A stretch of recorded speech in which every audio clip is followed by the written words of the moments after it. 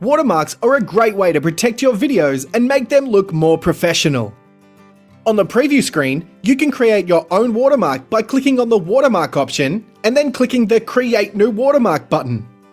The first step is to give your new watermark a title. Next, click this button and find the image you want to use on your computer and upload it. You can then adjust the scale and opacity using these two sliders.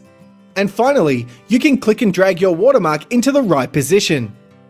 You can then save your watermark and it will be available in your watermark library here, ready to use in any new videos you create. There are also a few built-in watermarks that you can find by scrolling down to the bottom of your watermark library. Here, you'll find draft, sample, and preview watermarks. These are great for sharing work in progress with your paying clients.